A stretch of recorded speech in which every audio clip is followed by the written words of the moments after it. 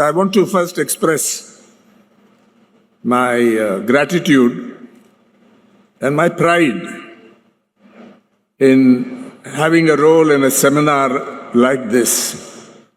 This, of course, is in connection with the CPIM forthcoming state conference.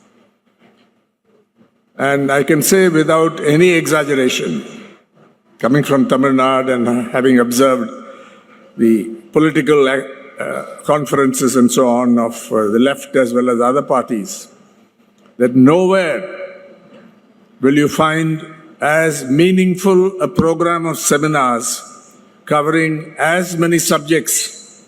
I was given a short list, including sports, economics, everything of relevance to our people. Nowhere have I come across, till I came here today, such a rich menu of seminars, serious seminars conducted here. I am very privileged to be part of this. The subject today is when the press fails, the crisis of the fourth pillar of democracy. What little Malayalam I understood, my wife, of course, is from Kerala and is a Malayali. From what Comrade Baby said is a very important point, that this is not just the function of one particular government, the present government, although they have a lot to do with the press failing or the crisis itself. We must recognize that there is in this system a deep, inherent flaw when it comes to protecting, not just press, of course. When we talk about the press, we mean the media. It's not just the printed press or newspapers online, but various other news media. Why are they in the predicament they are in today? And the reasons are many. There is absolutely not enough time to discuss all facets or all aspects of this crisis or this failure. It is not in dispute, although those in power in Delhi and their supporters, their propagandists, whenever they come across information that such and such an independent organization has ranked India very low in the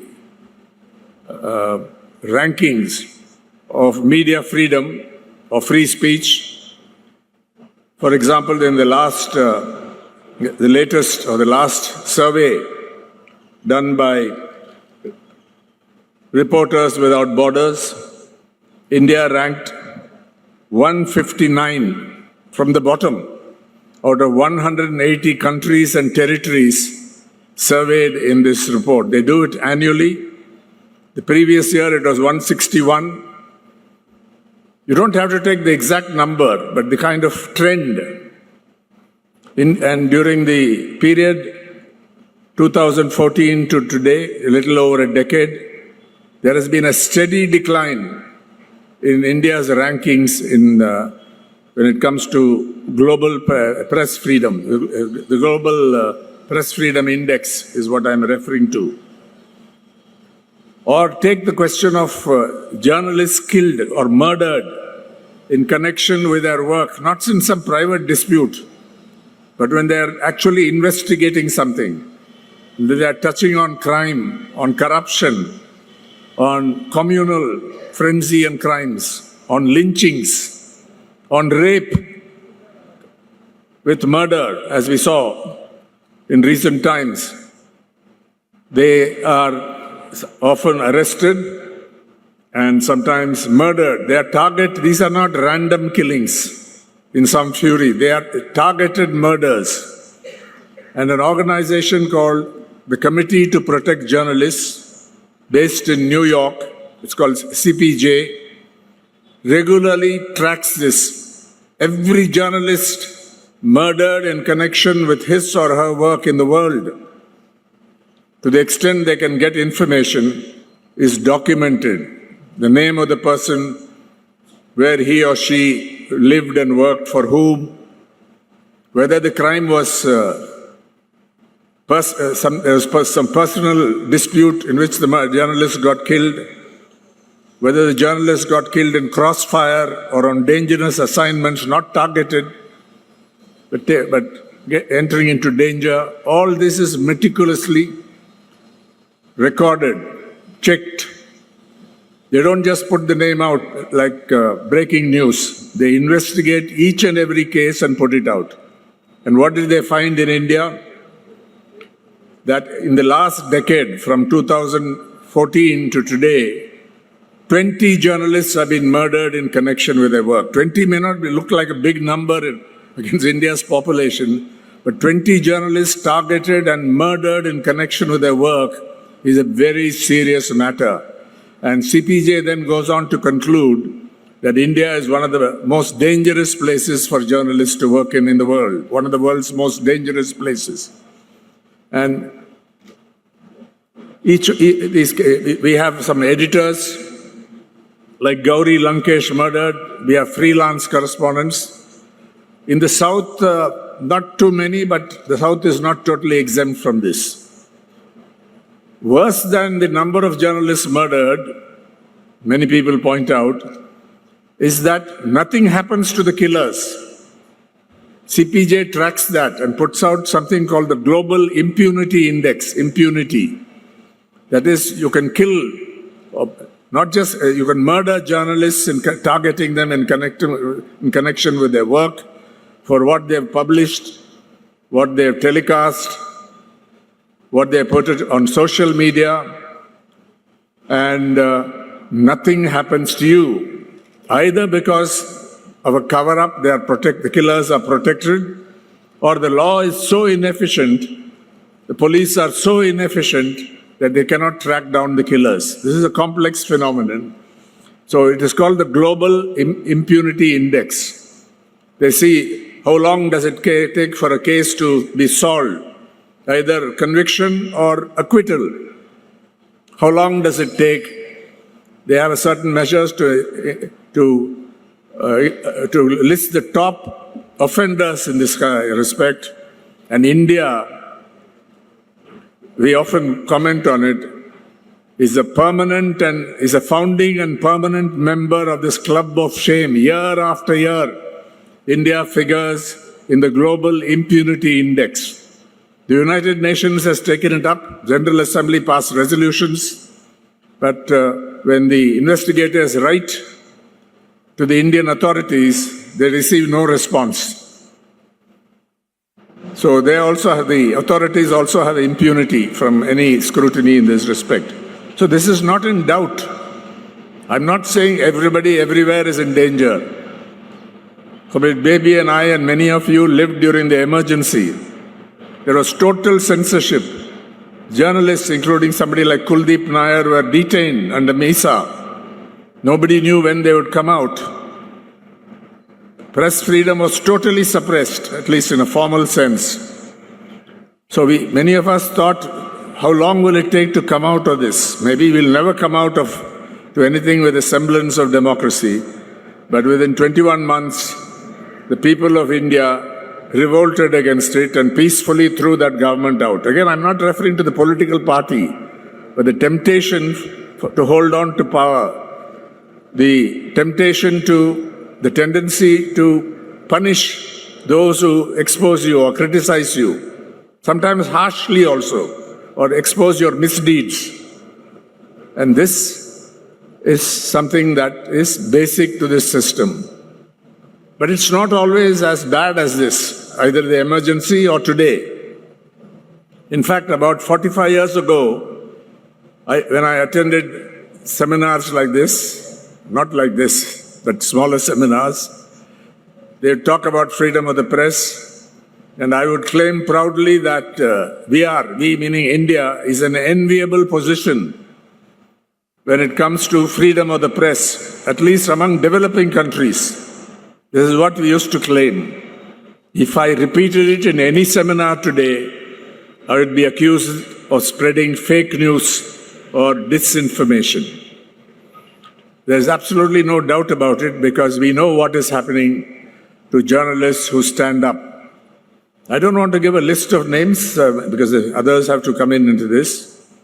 Take what happened to NewsClick, the kind of charges that were leveled against NewsClick, the raids that took place against more than 80 people associated with the NewsClick, the devices that were seized, the number of agencies that descended on this small or medium, very small, modest digital operation. The company, the private limited company that ran this had been cleared. The remittances had been, the investment had been cleared by the Reserve Bank of India, and yet they found all kinds of charges against them. And thanks to a procedural blunder by the Delhi police, Prabir, whom I've known for a very long time, we have known him from the time he was imprisoned during the emergency. You know, his identity was mistaken and he spent a year before he could get out. But thanks to this procedural blunder, Prabir, we are worrying about his health, whether he would survive this period. How long would it go? Nobody knew. The charges were so serious. Money laundering, the equivalent of sedition, terrorism, supporting China, and all kinds of charges. Irrelevant things were asked. But now, fortunately, he's out, thanks to the blunder. But the trial will go on and they want to punish it. NewsClick has virtually been paralyzed. Its bank accounts frozen, robbed, I would say, by the state. That's one example. But it's not just Prabir who has suffered in this respect. I was reading Rajdeep Sardesai's book, the new book on the 2024 election. And those interested in a very reliable, well-documented overview of what's happening to what's called the Godi media and the non-Godi media as well in India should read chapter 14 of that book. And it starts with Rajdeep Sardesai mentioning the FIRs against him, against Shashi Tharoor, against the respected senior journalist, former editor Mrinal Pandey, Zafar Aga, Vinod Jose, former editor of the Caravan magazine, an excellent magazine, Anant Nath, a publisher of Caravan, and Rajdeep himself. He was going to be arrested. That's how it starts. For what? For spreading false information, according to them. For a tweet, now called X, posted it on that, about the reported death of a farmer at the hands of the police. And they were going to file cases under sedition. The Supreme Court intervened, and perhaps because the case was very well publicized and the journalists were, the kind of people who were going to be arrested were so well known, the Supreme Court, in this rare instance, I want to emphasize it, the courts have often let our people down. Many high courts have acted differently, provided relief, including in Maharashtra, including in Gujarat. But the highest court in the land has not provided enough relief to obvious violations of fundamental rights. Right to freedom of speech and expression, the right to life and liberty, and so on. But fortunately, in this case, to be fair to the Supreme Court of India, they intervened in time, and these people were never arrested for sedition. Soon after, this was in January 2021, during the farmers' protest, a very successful protest that saw the government take back 3 farm laws, which are considered notoriously anti-farmer. In February, soon after this incident,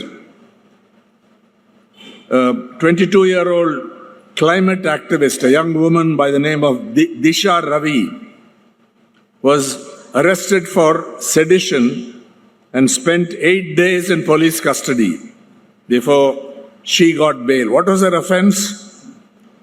She shared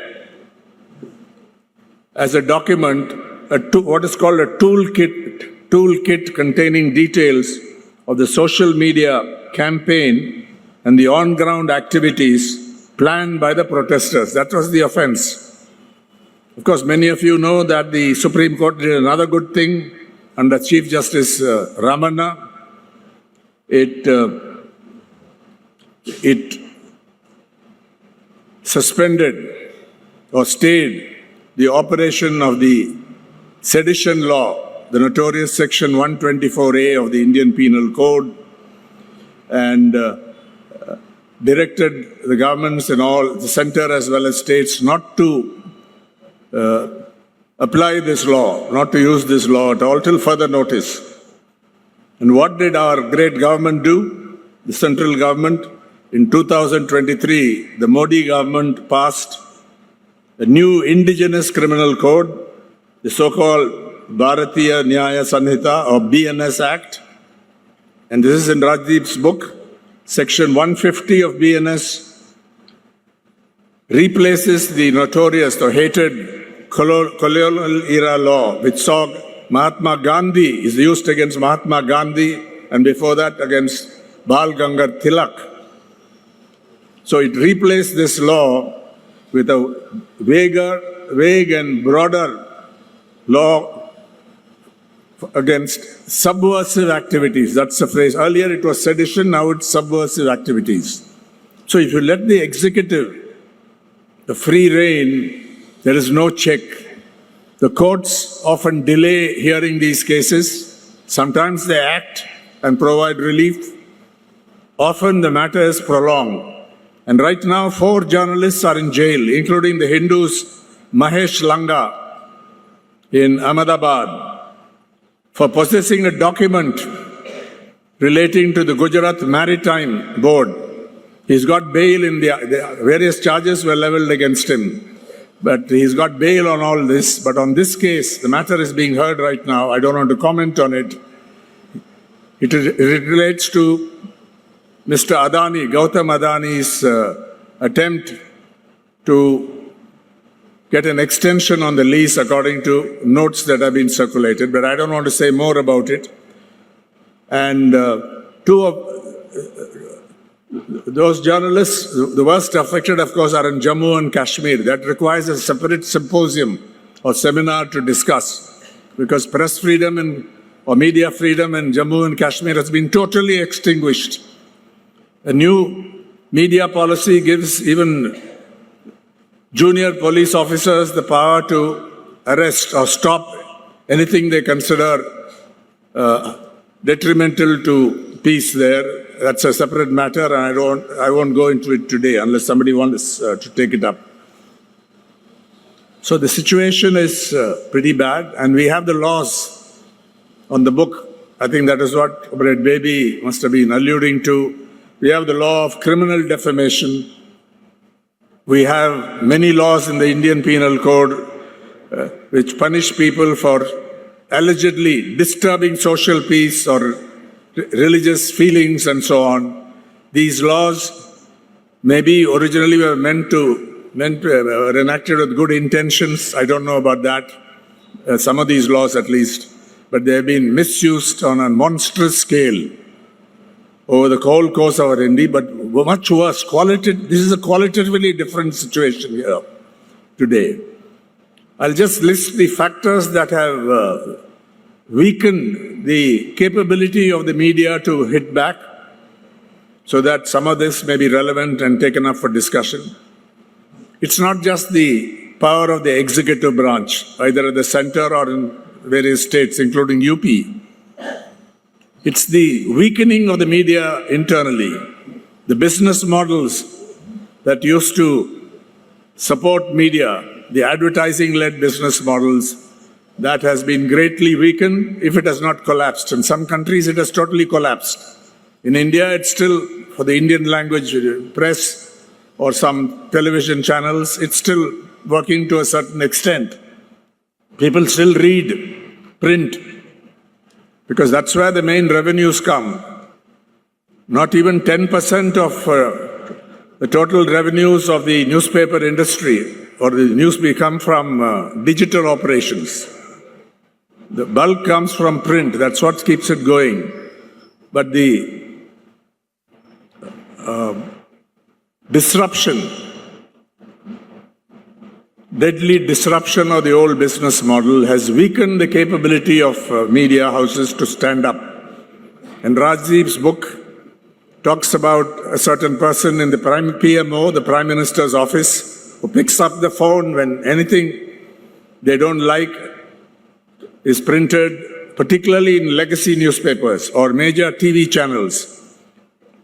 Rings up the proprietors or the top people, and immediately there is action. Several cases, he's named the person. The name of the person, as given in the book, is Hiran Joshi, working in the Prime Minister's office. And Joshi has not come forward to rebut this. Please read that in the book. That is one. The second is the concentration in the media, the ownership. You've seen it on television. It's not the same for the newspapers yet. Concentration of ownership, which is already a problem. Press commissions in the past have taken it up, but the press was generally considered pluralistic and diverse. But today, when you look at news television, you see the number of channels operated by the TV18 network, and we saw the way NDTV was taken over by the Adani group, Gautam Adani, and what NDTV is today. I have to mention this specifically, what it was before the takeover and what is it now today. Does it have any credibility? There are still good journalists there, some of them anyway. But does it have any credibility? Is it not a propaganda arm of the government or the BJP government? These are issues that need to be taken up. And in many cases, people without any real necessity as they see them, they cave in. And there is this famous there's lines about the British journalist by Humpert Wolff. Goes something like this. You can't hope to bribe or twist, thank God, the British journalist, but considering what the man will do unasked, there is no occasion to. That is, there's no real need to do this propaganda, to turn into a Gaudy media, but even without being forced, this person will do it. This, I think, describes a tendency. But I'm not without hope. This is what we bring out in many seminars, particularly after the last general election, when the BJP lost its majority by quite a lot and was dependent on allies. The ground was shifting under the BJP's feet, under Prime Minister Narendra Modi's feet. Of course, some of it they're trying to recover. Maybe they have recovered a little bit in Maharashtra, in Haryana, now in Delhi. But clearly, it's not a majority party. And this has empowered, in my opinion, in my observation, certain sections of the media, including the mainstream media. I see more people speaking up. There is space for more voices. And also the new phenomenon of social media. Take two examples. Ravish Kumar, he was a very notable journalist, Hindi speaking, in the Hindi media world, Hindi news television world. The moment the takeover happened, he left. He's got a huge following and he's got influence. And another example is Dhruv Rathi, not even a journalist. He was an educator online. And he's got a huge following. And the messages go home. And there is a lot of evidence that this kind of messaging had a role to play in depriving the BJP of its majority. Because the social media are a huge animal in India. Whether you talk about Facebook, Instagram, WhatsApp, India has the largest number of users of some of these media platforms. Not Twitter, not X, but Instagram, WhatsApp, Facebook, and many others. And that, I think, is good because This reflects the plurality and diversity and plurality of India, Indian civilization. It's impossible to try to totally suppress everything. We saw it even during the emergency, voices, little things breaking out, underground publications, and so on. But today, it is just impossible. They're trying to do it through the broadcast bill that is on the anvil, gone to a standing committee. But it is impossible, in my view, to do it. And on digital platforms, as well as in the social media, I think there is a lot of potential for standing up for freedom of the press. I have some more points, but I'll raise them later. One is the role of disinformation. We make a distinction between misinformation and disinformation. Misinformation is something that happens all the time in the news world. Mistakes are made, honest mistakes, and they have to be corrected. Some of them have a bad impact. They cause harm, but they can be corrected. But disinformation is deliberate. It is motivated. It is scaled up on the social media platforms, and that is a big threat to the press, the media freedom. Because to distinguish between the real and the fake becomes a big problem. The other point I wanted to make is India is not alone in this predicament. I just read an article in The Guardian on Donald Trump and the media. Trump famously or infamously called the American press enemies of the people during his first term. And this article in The Guardian by the CEO of the Committee to Protect Journalists shows how there also laws, particularly defamation laws, are being used virtually to bankrupt small publications, to threaten them, and they are also doing a lot of self-censorship. They hold their hand. They settle without any need to because they are afraid. And Donald Trump is widely viewed in the United States, despite the First Amendment protection people in the US have. Congress shall make no law abridging freedom of speech or of the press. That's the exact wording. Today, US news media are also under pressure, under threat. Of course, it's a different kind of threat, and this happens in many countries where they're learning from each other, particularly in the use of economic laws or laws of defamation, both criminal and civil, to intimidate journalists and the news media and to minimize corruption and exposures of their misdeeds. So these are some of the issues that have come up. I indicated I am not without hope because I see a lot of voices speaking up in this new environment, people speaking up and they're being listened to, particularly by the young. But I rely on my colleagues to